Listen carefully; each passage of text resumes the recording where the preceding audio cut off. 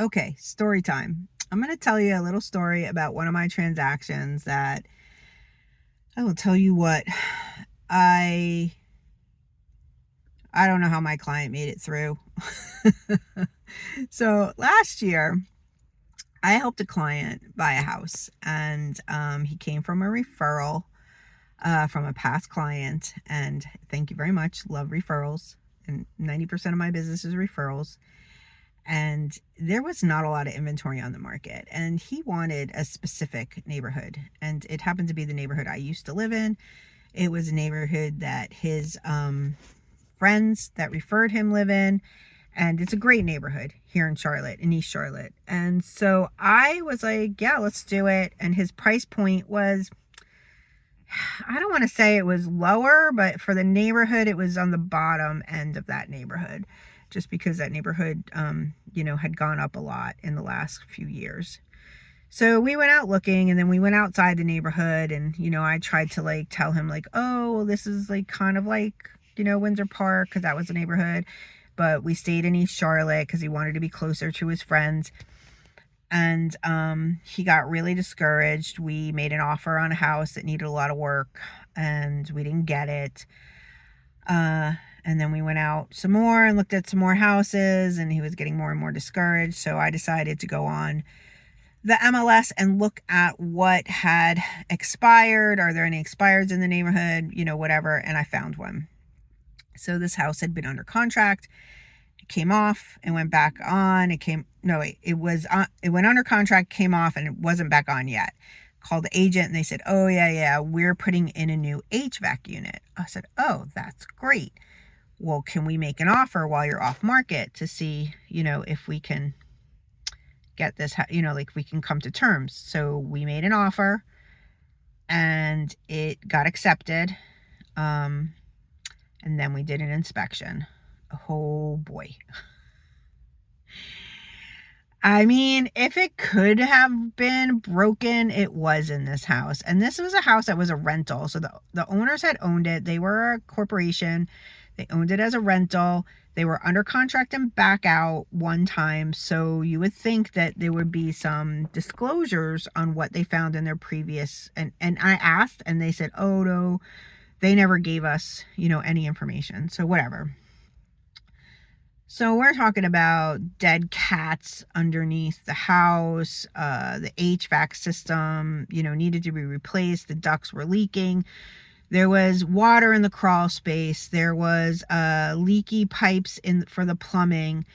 I think the only thing that wasn't really broken was the electrical. The roof had leaks in it. I mean, you name it, it was there. And so now it's like, crap. So I went to work. We got tons and tons of vendors out there. In the meantime, my client's freaking out, like, of course. And I'm like, you know what? Let's see if we can get them to fix it, or we can get money from them.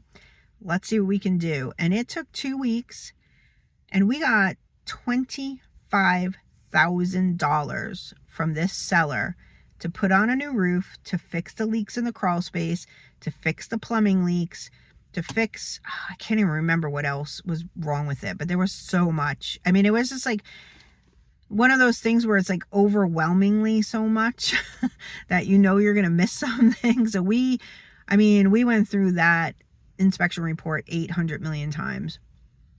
So when people tell me that buyer's agents, don't do anything, I am just like, well, then you didn't have the right buyer's agent, because I will tell you that is not the only story that I can tell you of a client that I've represented where we've gone under contract with a house, and they've had to give due diligence money, and they've done their inspections, and they have a couple $1,000s already on the line, where we're in repair negotiations, and we need to know where to push and where to pull, and what to say and what not to say. And that is what your buyer agent does. Your buyer agent is not there to open doors for you.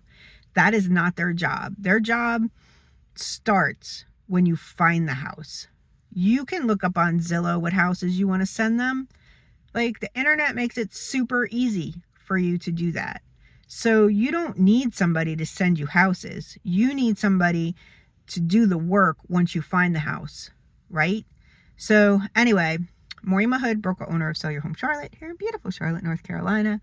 And when you're thinking about what buyer's agents do and don't do, and are they worth being paid, think about transactions like that and what you would have done if you were in the middle of that and you didn't have somebody who had been through over 200 transactions. So I can keep them, like, I can keep everything straight and work with the seller's agent, who, by the way, on this, yeah.